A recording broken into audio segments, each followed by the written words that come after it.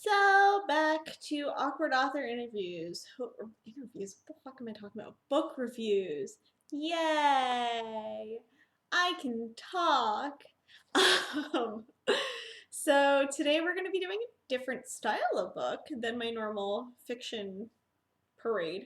I'm going to be going over a memoir, which I normally do not read at all, but I made an exception. My bestie gave me this one because we've always made the joke that I'm pretty much Leslie Knope from Parks and Rec. A lot of my friends have said that, just a little bit.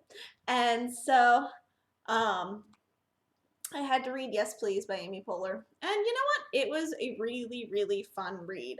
If you enjoy uh, Amy Poehler as a whole, if you enjoy her style of humor, because if you don't enjoy her style of humor, you may not enjoy this book. I mean, it's written by her, so it's written in her tone. Her, humor does portray through.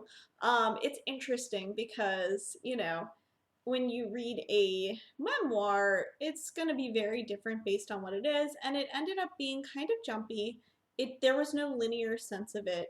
It wasn't like, here is my childhood into everything. It was kind of like, here's a snippet here, and here's like little fun asides, and then here's another snippet here, and then here's a random part of my life, and here's a lot later on, and then here's early on, and then here's like middle of the road and whatever. But I mean, throughout, what tempers it is her style of humor and her storytelling style, which is really fun.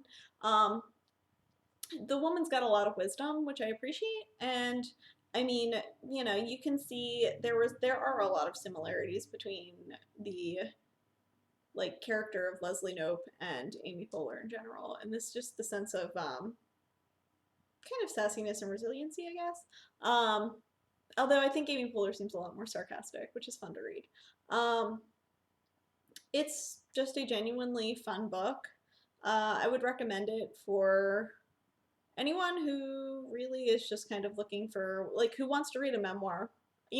Again, this isn't really my style of book normally, but I will say I avidly read it and enjoyed it. So obviously it did something right. It didn't lose my attention. It didn't, I thought it handled the life topics that it handled well.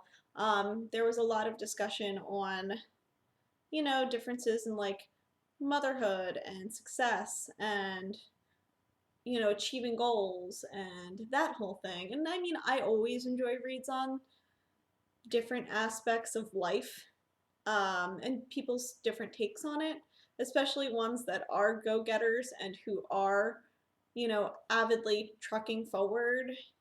And I like realistic perspectives too, which this offered.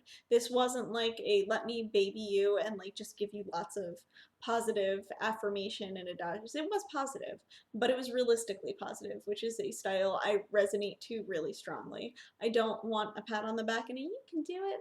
I want a genuinely, this shit is gonna be tough. This goes back to last unicorn, guys. This shit's gonna be tough. You might fall down a fuck ton of times, and you might not do it, but you gotta keep fucking trying.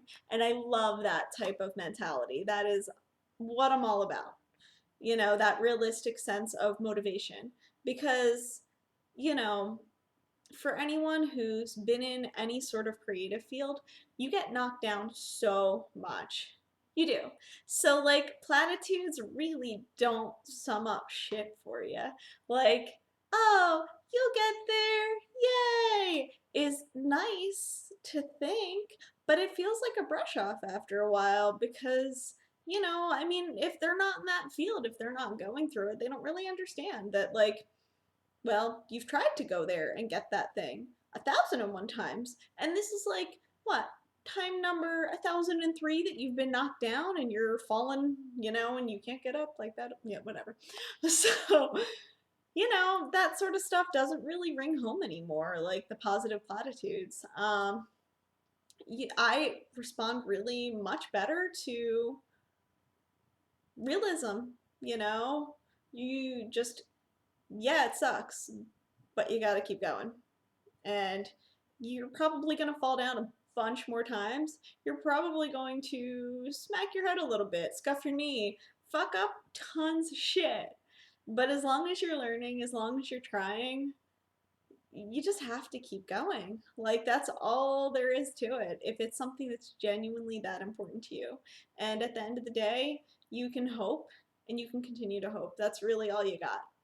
So, as depressing and inspiring as that is, that's kind of the mentality of the book. So, if you want fluffy butterflies, and I don't think butterflies are fluffy. Anyway, if you want fluffy kitties, they're kind of jerks. If you want shiny rainbows and happy little, like, fluffy messages that don't really mean shit, this isn't the book for you. But if you want some realistic and snarky advice, it is. So, yeah, thanks for joining me.